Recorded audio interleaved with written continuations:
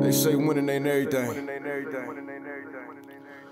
Well, we don't have them type conversations over here, man. Had that conversation with the losers. We trying to win at everything we do.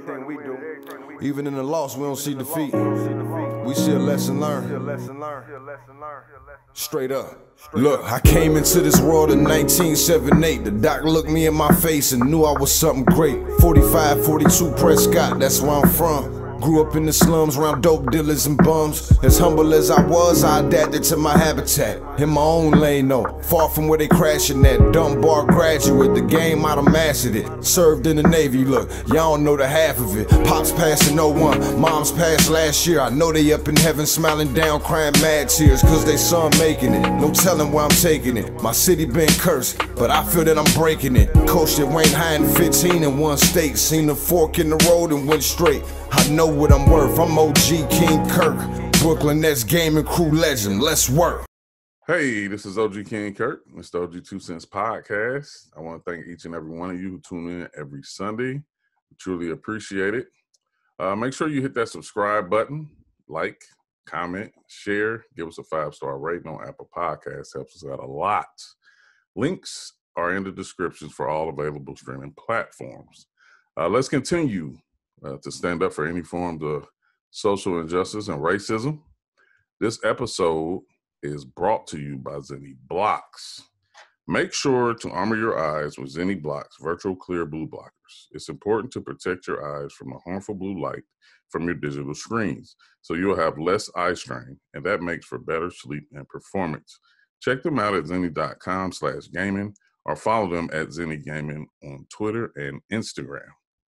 This is episode 38, Hurdling to Success with Kellie Wells-Brinkley. She's grown to become a great friend of mine. She's a 2012 Olympic bronze medalist in 100-meter hurdles. She's a host and co-host. Also married to former NFL linebacker Jasper Brinkley, and she's a Hampton U graduate. It's my great pleasure to bring to you Kellie Wells-Brinkley. How you doing today? I'm good. How are you? I'm good. Finally. I'm just glad you decided to have me on. I know you're busy. You're extra popular. So thank you for giving me a little bit of time. Nah, well, like I said, it's a pleasure. Just jumping right into it. Yeah. Mention a lot of things. I just want you to tell your story and how you got to where you are today. So long time ago, back in Richmond, Virginia, my parents decided to have some kids. And so my mom and my dad both ran track. And then my whole family, extended family, everyone is athletic. Everyone does something. So my sister, who's 6 years older than me, ran track. So of course, like whatever your older sibling does, that's kind of what you want to do. So I started running track, and then all of a sudden, I was like, I'm better than all the girls. And then I was like, I'm better than all the boys. Like I was beating all the kids my age. So it just kind of developed in middle school and high school, just really took off. But then life kind of took a turn. It was when I was 16. My mom was killed in a car accident with her. Her fiance was driving drunk and on pills. And so a couple weeks before that, I was actually a victim of rape by him. And so that kind of like changed the trajectory of life. Because at that point I was slated to go to like a big Power 5 school. And so then I decided to scale it back because my brother, who's 2 years younger than me, we're really, really close. Like that's one of my best friends to this day. I didn't want to leave him and go too far away to school. So Hampton was about an hour and a half from where I was. And at that point, they had a crop of amazing hurdlers. And then the head coach, God rest her soul, she's on the Olympic staff for a hurdle coach. So then it just made sense of like, wow. And growing up until that point, I grew up in a predominantly white area. So I really wasn't too familiar with HBCUs and, how rich in our culture because I wasn't, very cultured in Black culture. Like I would like literally, like if there were like 200, 300 kids in my graduating class, maybe 10 were Black. So like that's how like we were speckled in there. Um, and so then I went to Hampton and I ran well, but not well enough for people to be like, oh, yeah, she's going to be an Olympian. Like my senior year, I didn't even make the NCAA finals for outdoor track. So everybody was like, you have this degree, you have a master's degree, just go get you a good job. You're super smart. And I was like, nah, fam, like that's not what I feel for myself. So I packed up, I had this little Saturn. I don't even remember what it was. It was like a little Saturn. And I packed all my stuff in it and I drove down to Orlando, Florida. And that's where my coach was at that time. And I remember I had like $700 in my pocket. That was it. No plan, no job. But I just knew I was going to make a way. I knew I was going to figure it out. One thing I always do is bet on myself. So I rented this room in a house from this woman, and I think it was like $300 a month. I worked 7 days a week, two different jobs, trained full time, and accomplished my goal at the end of it. So that's kind of how I ended up like through the Olympics. It was some hard times, OG. Child. All I could afford to eat was potatoes at one point. I remember like because potatoes, you can buy them in bulk and they last a really long time. So I knew how to make every kind of recipe with potatoes you could ever think of. But it paid off. So, I mean, it was just a bunch of sacrifice. And then I met my husband right after, no, right before the Olympics, but I ain't take him seriously then. So we started dating right after the Olympics, and then we've just been stuck ever since. Now, I mean, obviously, there's only been a selected few that can ever say there was an Olympian. Just that whole feeling. I know you had some setbacks, in competing at that level, and then you made a strong comeback in 2012. Talk about that a little bit. Oh man, 2008 was the first year that I moved with my new professional coach. Everything was going like extremely right. If the stars could align for a person, they were aligned for me. And we get to the Olympic trials, I'm rolling, I'm beating like the top dogs. People are like, where did this come from? And in the semifinals, gun goes off. Boom, I'm running. I'm feeling great. Bow, running. Cross the finish line. I look up and I see my time. And I was like, oh, because at that point I had run like 12.72 seconds, which is a very respectable time for hurdles. But then at that point, my time dropped to 12.58 seconds. And like that was a huge drop. So I was like dumb hype. And then I felt like somebody shot me in the back of the leg. Like I was like, oh, we shoot at track meets now. Like this is what's happening. But I tore my hamstring like really bad. I tore the ligament that they would take from the back of your hamstring that they could use to repair your knee. And it tore off the bone. And to this day, like doctors and specialists had no idea how this happened because I was 100% healthy. Like nothing felt bad on me, nothing. And yeah, so that was like a 2 year. It took me about 2.5 years to get back to like full running speed with no pain. Every doctor that I saw was like, you'll never run fast again. You'll never, compete at a high level again. You'll be able to jog, but that's about it. But they don't know me like that. So Yeah, they didn't know the heart of a sister. they don't. Yes, come on now. We we thrive on adversity. Not that we want to, gentlemen, but we thrive under it. Right now, as you standing up there, receiving your medal, that's like, I mean, it's got to be like one of the most ultimate feelings in the world, especially competing in sports at a, because you got of course you got high school, college, professional, and then Olympics is like, up there. Yep. What was like going through your mind and when you were receiving your medal? I just kept thinking like, man, this is crazy. Like I knew it was going to happen. I knew it. I knew it in my soul. I had prepared. I had studied. I had put myself in just the best positions possible. But to actually have a dream that you dreamt of from when you were a small child become very tangible was just such like a crazy feeling. I was so overjoyed and proud, and it just felt so good. Like this small girl from an HBCU that everybody counted out. No one thought that this girl from a black college and she's skinnier and shorter and not built for this was out here tagging ass on people, honey. Now, you mentioned you got your master's degree at Hampton. Mhm. What did you get your degree in at Hampton? So my undergrad, I'm a double major, sport management and marketing, and then my MBA is in marketing. Okay, cool. Yeah, we'll get to that later. But I remember you talking about different things that you was working on and stuff Mhm. like different campaigns. But um, as we spoke earlier before we started recording this, I've been a sports junkie my whole life. I coached my whole life, and when we think about athletes, we think about genetics and the makeup and build of an athlete. And like you said, your whole family was track athletes and everything like that. But now, you've been this supreme athlete.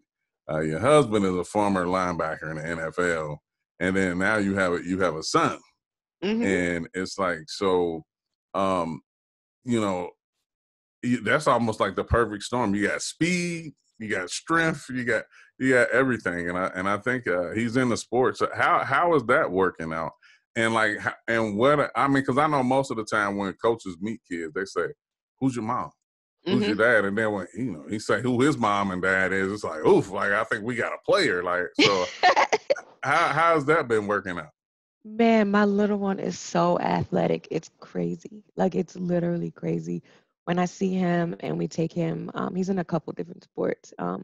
And he's just so much better than like the kids. And like on the inside, I'd be like, ah, go ahead.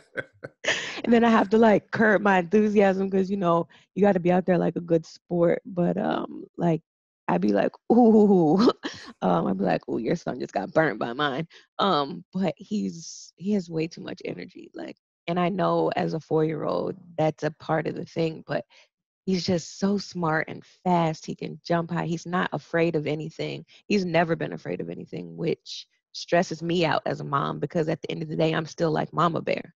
So when I see him climbing stuff and, pulling up on stuff, and we go to the playground across the street and he's flipping off of stuff, he's broken his arm before, like high level stress. But, I think about like, Odell, like his mom and dad, how, they've created that specimen of an athlete. And, his mom, who is a good friend of mine, like she was a phenomenal runner. So I'm like, oh, if I could get that, like, oh, I'll talk so much trash. now, Jasper, he played linebacker at South Carolina. You went to Hampton U. Like, how did y'all cross paths? Because he's a stalker. He is. He slid in my DMs on Twitter, Oh, that's and what's that's how up. we met. Yeah, because I'm older than him. So we didn't know each other in college, which is random because we know a lot of the same people. So like my track team and his track team were, or my track team and South Carolina's track team, we always traveled together and did stuff together. And so I would go to their campus, hang out, meet people, see people. I met all of his friends. I never met him ever, which is probably by design, by God, because if I would have known him when he was in college, nah, bruh, nah, fam, we straight. So, like seeing how the universe comes full circle is good. So he slid in my DMs. I played him to the left for a little bit, but Oh, you made him work. you gotta. Nah, that's good. I mean, that gives some brothers hopes that it does work to slide in the DMs. You Persistence. mad? Yeah, It does. you mad to put in some work. I mean, and you know what? And then saying that is funny because what would you say about what would be your advice to the brothers who slide the DMs and they stay on red all the time? I mean, you got to know when is enough. Um, and I mean, but if you're trying to get to know her on a genuine level, like, make your message stand out. Don't make it the generic, like, oh, you look good. Like, we know we look good. Like, make it something that's going to be memorable. But I mean, if you're trying to get it like Rihanna or Megan Thee Stallion, you also have to know that, like, you have to be in a tax bracket and in an area for that to happen as well. So you have to like gauge these things. Yeah, it's levels. Mine is 3. I mean, if I say That's it? I So what's mean, your go-to like introductory message? you know what? I'm spontaneous with that though. I mean, it all depends on what's going on at the moment. Because I like to consider myself creative. So I'll take something that I see is going on. Maybe I'll look at her timeline and see what she's talking about, and then I'll try to implement that into the message or whatever. But and I say 3. Now they spread it out. Like it's not stalker like where it's like back to back to back. Right. But it's I'm busy, and then most of the time, depending on whoever it is, I mean, because what I've learned, especially through what I've been going through the last 2 or 3 years, is that I mean, time is everything, and that if you're in a professional setting and you're dealing with somebody else who's in a professional setting, you got to cherish whatever time that you get that happens, because I mean, you're working on yourself and doing what you're doing, and they're working on themselves doing what they're doing. So you're not gonna be under each other 24/7. Heck So no. Yes, a man with a lot of time or a person with a lot of time is probably either they're a mogul and they've set themselves up for life at a very young age, or either they're not doing something. So I would prefer a busy person for one, because I am over the top busy. I don't want nobody looking at me like, so we ain't gonna hang out. Like, do something. now that Something. I will admit, Kelly, I have to get better at far as in uh, like planning. I'm a horrible planner. Like Really, I would take you horrible. for a wonderful planner. I'm horrible. I'm horrible. The thing about it is this. I'm the type that I admit to being horrible, but if you say like, hey, I want to go do this, I'm not going to say no, because I know Okay. I'm flawed in planning it. So you can't be flawed at planning and then So I ain't then, doing and say I ain't doing that. Like so I then mean, you would need a woman that is more of a planner. yeah, yeah. Okay. That would work. That would work better for me. I Right. mean, I think I'm pretty lame. I think I can be really boring, and I'm sad. You? Yeah, like, but for me, I'm cool with that. Like, I mean, Well, what's boring? I say like I always say I'm easy to please. I don't eat out a lot. I fix what I Mhm. eat. Okay. I don't need cooked meals every night. Um, I'll sit and watch. I'm a binge. I'm a certified binge watcher. Like, I mean, and I'm cool. If it's a good series, I'm cool with that. Of course, Hmm. I'm in a video game, and so Right. I'm up. I either playing the game or watching other people play the game. So I mean, it don't take much. I mean, Right. at all. Like, I mean, it's simple pleasures for me.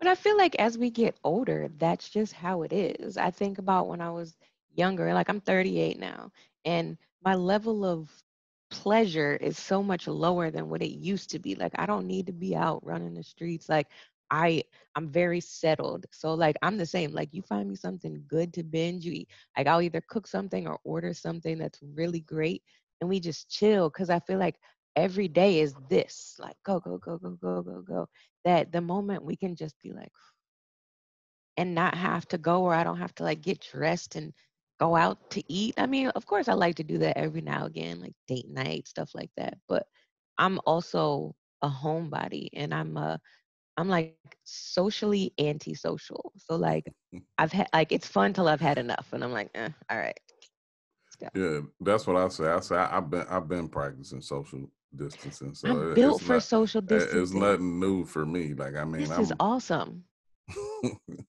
yeah. The you know, me, for those who don't know, me and Kelly, we both are co-hosts on Esports Extra, with Larry Ridley, Renee Montgomery, Antonio Williams, Derwin Roel, and Kevin Mamuzet. And it's a great show. I So always fun. mention that in my outro. But Kelly, you came on. I would happen to be there before you, but you came on, and how long had you been knowing Larry before you came on the show, and what kind of sparked that? I don't know Larry. Well, I mean, I know Larry now, but like a day. So like I talked to him. I think the first show I did was like on a Sunday or something like that. That was when we were going like Sunday, Thursday, Sunday, Wednesday, something. Thursday. Yeah, so something like that. And so I did the Sunday show and I got connected with him through someone that we both know. And so I was just supposed to come on to talk about the esports league that the MEAC was doing. And he was like, so Larry calls, we chit chat about the show. And he's like, so what do you do? Tell me about yourself. So we start, chopping it up. He was like, oh, wait, so you do this kind of stuff. Like, so do you want to just do the whole show? Because I was supposed to come in for like a little blip. Yeah. And I was like, yeah. He's like, do you know about sports? I was like, yeah, a little. I think I can ad lib. So then I came on and then it was just kind of like it worked and it fit. And I love how all of our personalities are so different and we bounce off of each other. It is what I look forward to during the week.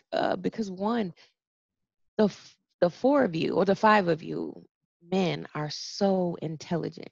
And like to get to sit and talk with five Black men that are so smart in their own ways and know so much about culture and can interject on things that from different walks of life is just a highlight to my week. I love it. I love it. I laugh at y'all every time we are on there because some silliness is going to come out of somewhere. And Derwin and Larry give me so much joy. Yeah, and thanks for the compliments. And that's the same for me though. I like to be around people that are not like me and that I can learn from. And I know Antonio is one of my faves. Like, I mean, because he always comes, from a different perspective than everybody. Everybody does that, but like his is more of a, make you think. Like, I mean, Oh, for sure. And it's felt all in the brain. So, Derwin, I like from the sports aspect of it, I like the fact that they cover a lot of sports that, I'll be honest, that doesn't always interest me. So I learn a lot from what they have to say. And then Larry, man, like, I had Larry on the show early when I started the podcast. And man, it was like this. Like, I keep it 100 with Larry. And I even told him this. I said, I met him when he was at the 2K League. And, when you meet somebody in a professional setting, you're meeting their profession. You're not really meeting them. So then when I talked to him after, when off the scene and everything like that, I was like, man, this brother cool as hell, man. Like, cool as and he be wild. He be wild too. Like, I mean, it's stuff you wouldn't even expect. So, when he talked to me about it, the funny thing was he was like, he had me on for a few episodes, and he was like, I said, man, it's cool. He was like, if you want to be on, and you can be on. I said, no, I'm with it. He like, no, I mean, I'm telling you, like, if you want to be on, I said, bro, you just tell me the day and the time, and I'm there. I mean, and that was back. It was actually during the beginning of the pandemic because I was supposed to actually go do a live event in Connecticut with him and Kevin. And that was actually the first weekend when everything started shutting down. And so like, and it's just been great, man. And then, just meeting Renee, bond is formed through that. I'm in a group chat with her and her mom. Like, I mean, it's just been the whole family aspect. Our chat is always off the chain when games and stuff is going on. So, I mean, it's just a great feeling, man. Like I say, Larry's so dope, and he worked hard for us. And, we went from, now we're on the Black News Channel and got some other things in the work. So it's just been a good overall thing. And I mean, I know we all been busy here and there and haven't been able to, be all together at one time, but the show still goes on. And I still be in tune when I'm not on. So I love watching when when stuff like these last couple of weeks have been out of control, busy with kids in school. But like, I'm so excited for this week to come up because I'm like, oh, I can finally be back and talk to my friends. That's me too. Unfortunately, my son's football season came to an end yesterday. So now they lost. It's that time of year for them. Yeah, playoffs. Damn. Yeah, so now I'll be. I mean, because I was making sure practice and different things like that. But now I'll be back on a regular time and shoot. Show goes on as usual. But hopefully, it come a point where we all on there at one time. I know Renee is super busy. You've been busy. I've been busy. Derwin, Larry, and Antonio have been holding it down. So. you know, just and I plug it at the end, but you know, Esports Extras, it's on Compete Forever. That's on Twitch and YouTube and Facebook, Facebook, every yeah. Tuesday, Wednesday, and Thursday, normally at 7 p.m. Amazing race. You participated on there. I know you may be limited about what you can talk about, but just the overall experience, and actually being in a high level reality show. I know, it's crazy. Like I have like an IMBD page now. It's nuts. So this is like my third or And fourth you like talk about reality. me. Life is a humbug, and I feel like you just gotta like I live on the, let's take a chance and see what happens. So yeah, this is like my third or fourth reality show that I've done. But it was insane. Um, it was like I've been in some very stressful situations. Competing is very stressful. That was the most stressed out I'd ever been in my entire life by far. Oh, They snap. create situations to be very, very stressful. Um, People ask me like, how did you prepare? So, of course I work out and I'm running and I'm lifting, doing puzzles. What I really should have done was done all of that with sleep deprivation. Because you're just up. For the first 5 days, I didn't see a shower or a bed Mm. at all. So I kept telling like, this is white people shit. Like, I need a bed, I need a shower. So then throughout the whole cast, and like we had a bunch of, ethnicities on the cast between like our cast members and our cameramen, production.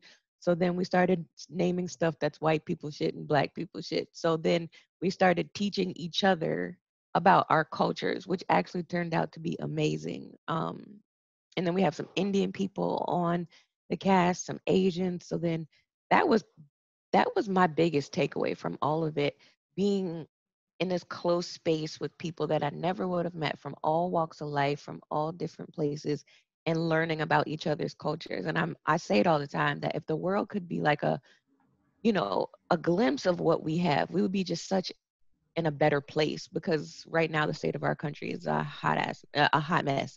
So, it's just terrible, but it was fun. It was stressful. It was dirty.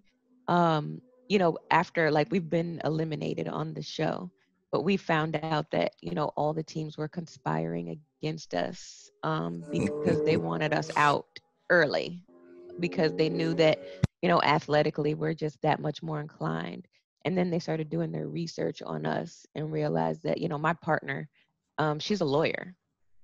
So she has, a degree, a master's degree in her Juris Doctorate. That's what it's called. Yeah, her JD.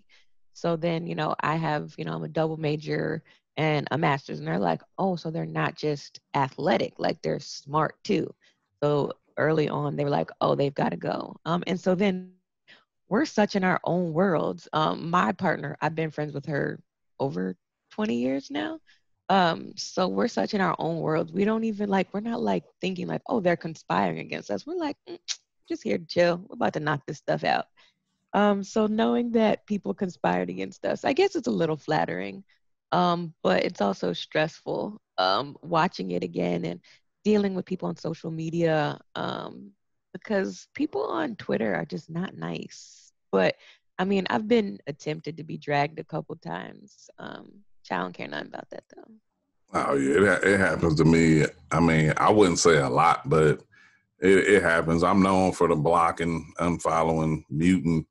Block all day. I just don't get into it. And plus in my era, I don't know. I think, to be honest, as a man, I think males like more juicy gossip and drama than what I'm accustomed Absolutely. to growing up. Like, it's just not. Right. I don't know. I can never get into that. Me personally, I can never talk to somebody on social media and they really get me upset. Like, I don't have that. I don't know. It just ain't in me.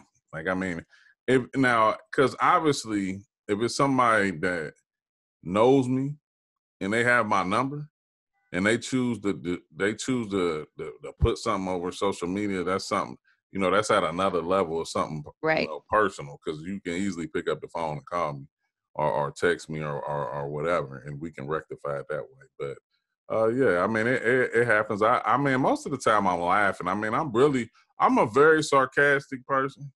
You? No. Yeah, like, I mean, but more humorous with it though. Not like, I'm you know, joking. I know yeah. you're. Yeah, it's like I don't do anything for the drama, but at most time I just like to laugh. I mean, and Me too. I but see, love this to is laugh. the difference is my sense of humor is unlimited. So a lot of times, what may offend certain people doesn't offend me. I'm not easy. Agreed. Yeah, I'm not I'm easily offended. I Me mean, neither. and I've had situations where it may appear or seem like I am, but let's be honest. If you just reading words across the screen, how do you put feelings into that? Like, how do you really put feelings into that?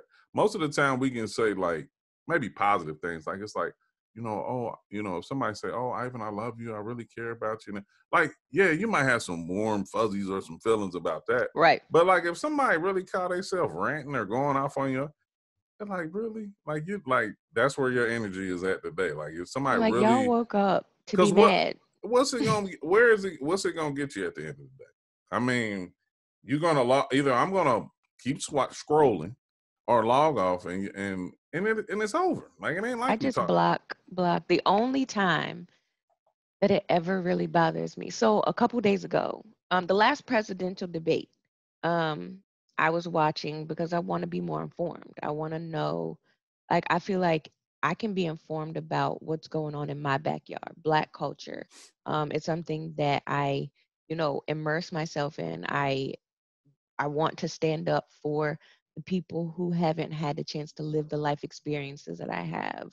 Think people like that look like me, But there are so many other causes and stuff that's happening in the world. So I try to open my eyes and be more cognizant of what's happening, so I can have compassion and empathy for other people.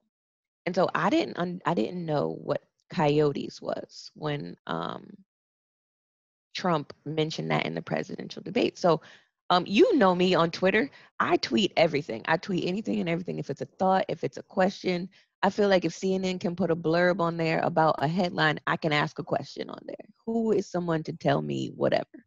So then, of course, white Republican Twitter came for me saying that, I was saying that, the current president was saying real coyotes were taking children. No, I was just asking because I didn't understand. So they're like, you Right. could Google it, and so then none of that bothered me. But they were definitely trying to come for me and calling me lots of names, yada, yada, yada. None of that will ever bother me. What did bother me is when they went on my Instagram page, and started commenting under my pictures of my children. Right. And so that is where I draw the line of, you could say whatever you want about your girl all day, talk about me all day. I can take it.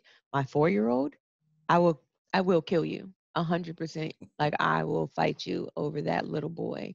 So that's where I draw the line. Or like during the Olympics when one of the favorites didn't win a medal and I did.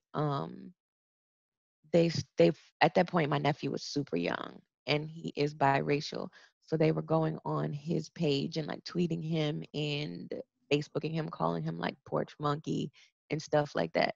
So that is where I draw the line of like what is acceptable. Children should always be left out of any type of drag me to death, because it don't matter to me at all. Like, because you came on my page to say this, like you had to literally type in Kellie Wells to find me to come and be rude. Like, thank you for making Right. my analytics go up.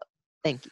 Yeah, a few things like, do you know how miserable you have to be to get up every day or Yep. let that be your intent on social media? And then the other thing is that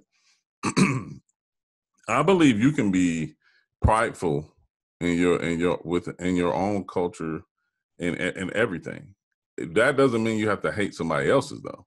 And I think a lot Agreed. of times that's where the lines get blurry. And then even saying this, because a lot of times, yeah, I can be prideful within my own culture, but that don't mean I'm gonna let people in my own culture, you know, get away with any and everything too. Like, Facts. everybody has to be held accountable Some of the things that get mentioned about dislikes for blacks, hell, some of us as blacks don't like it. Like, I mean, we're not accepting to every flaw that our culture may be stereotyped for, and I vice think versa. that is what true love and respect is, when you hold someone to the fire. Like, this is unacceptable. Like, I would expect my friends or my family to hold Kellie to the fire if they see something about me that is toxic or unacceptable. And that's how I know that they truly love me, because they want me to be better. And I feel like that is very important in our community, to hold everyone to that higher standard. And now, how do we get them there? It may be different paths, but there is a level of things that are unacceptable.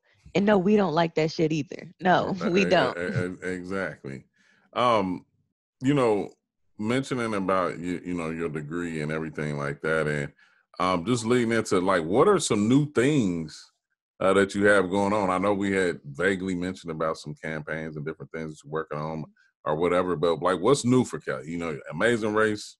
Mhm. We talked about that, but going forward, what's popping with Kellie? So I'm one of the hosts of the HBCU Tailgate Tour, powered by Chevy. So obviously this year there's something called COVID-19 that's outside, and no matter how many times people say it's fake, it's not. So most schools went virtual for a semester, which means homecomings got messed up. So HBCU homecomings is something that is very important to the culture. So obviously we couldn't have them. We couldn't get together in large crowds. So some people got together and put together like a tailgate tour. We highlighted 6 different schools. We just finished week 3, and we interview notable people from the campuses, their homecoming queens. I do something with Dove and the Crown Coalition, and it's something where there's a petition in order, and so it's been passed in 7 states. It's actual legislation that protects Black women from being discriminated against from our hair. So sometimes me wearing braids in a workplace may be unacceptable. So we're trying to get that passed in all 50 states, because no one should be judged off of their hair. Like, that is silly. And I feel like Black women are so policed, and Black men are policed by our hair. Even our brothers will, try to police our hair, how it should be worn, what's acceptable, what's presentable. So it is something that's near and dear to my heart, for someone who changes her hair all the time, for someone who expresses herself with her hair all the time, that I shouldn't be disqualified from a position that I'm highly qualified for, just because my hair is different. And then so we work with lots of people, with people from diversity inclusion, to educate people around us about what's appropriate and inappropriate for you to say out of your mouth about my hair if I walk into an office. So we're doing that. It's myself, Terrence J, and then a guy named Jaleel Thurman. We are the hosts, and it is so much fun. I'm writing a book about life, about my life. So I'm doing that now. So like, lots of stuff is coming out of the woodworks, and I'm super busy, but I'm thankful for the busy. Definitely, definitely. At this portion of the show, Kellie, it's a segment that I do. It's called OG Wants to Know. It's Ooh. rapid fire questions, Okay. answer open and as honestly as you wish. No pressure. Um, just to get it started, number one, biggest influence. My mom. What motivates you? Fear of failure. Favorite video game of all time? Oh, Mortal Kombat. Okay, fighting game. Okay. Favorite sports team? I don't really have one anymore. I've seen the business side of it. They all suck. Favorite athlete? Besides myself, Jackie Joyner Kersey. Okay. Favorite actor and actress? I was really fond of Chadwick Boseman, rest in peace. Actress. Damn. Halle Berry, she's cool with me. Hey, now, Chadwick Boseman. What was one of your favorite movies that he was in? I would have to say, I mean, of course, Black Panther, because that was for But the yeah, culture. that's iconic. Yeah, But that's yeah, outside of that, I would say I really loved 42 and what was it, Thurgood Marshall. Those two were phenomenal. Like the way that he can embody a character and you forget that it's him was iconic. so Denzel. Like one of my favorite movies is 21 Bridges. Like Ooh, that was yeah, yeah, I love solid that one. movie. Where do you see? No, Celebrity Crush. Celebrity Crush.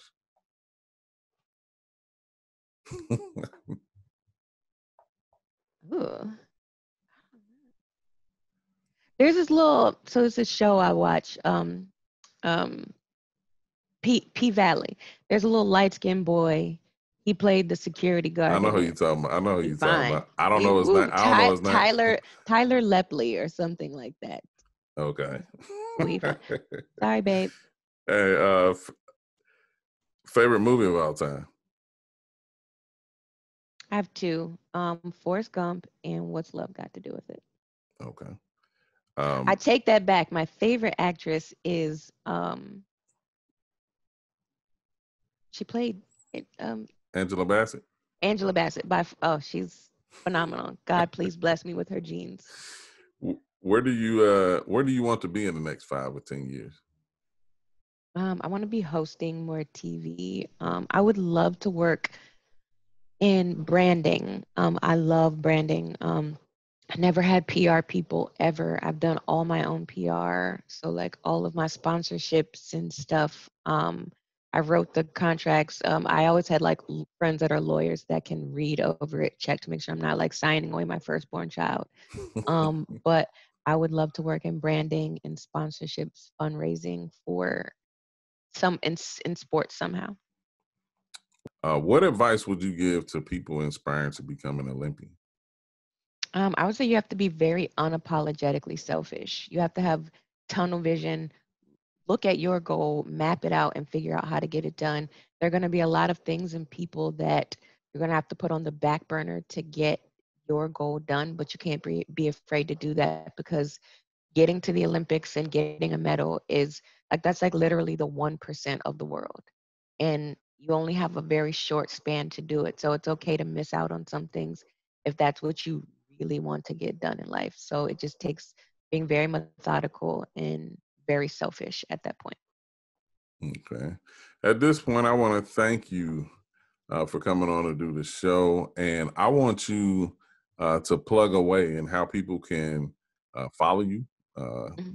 watch, and watch what you do. So you can find me. I'm on all social media platforms. Instagram is Kellie Wells-Brinkley, and it's Kelly with an IE, not a Y. I'm not a Y girl. Twitter is Kelly with an IE and a WELLZ, because if you search with an S, you'll find a very different person. Don't do it. I have a website, www.kelliewellsbrinkley.com. You can contact me through any of those. I love Twitter. I love to converse with people on Twitter. I love to laugh. I love memes, so hit me up. I'm all over. So yeah, that's it. Well, thank you. Once again, want everyone that follows the OG2CENTS podcast. Remember, we're on Apple Podcasts, Spotify, Anchor, iHeartRadio, and YouTube. Make sure you subscribe to our YouTube channel as well if you love to watch the show. Follow me on all social media platforms at OG King Kurt. That's Facebook, Instagram, and Twitter. You can go to www.ogkingkurt.com for everything OG King Kurt and the podcast. Shout out to my team, Cy Evermore, Box Graphics, and Strider Visuals. Remember, you can catch me and Kelly on Esports Extra every Tuesday, Wednesday, and Thursday with hosts Larry Ridley, Renee Montgomery, Antonio Williams, Derwin Roel, and Kevin Mamuzet. That's every Tuesday, Wednesday, and Thursday, 7 p.m. compete forever on Twitch, Facebook, and YouTube. And just, make sure you tune in to next week's episode. And remember, if it makes sense, it's an OG2CENTS. OG out. Put this work in, fellas. And much, much, much love to the entire 2K community for always showing me love. Without y'all, we wouldn't be here. Yeah.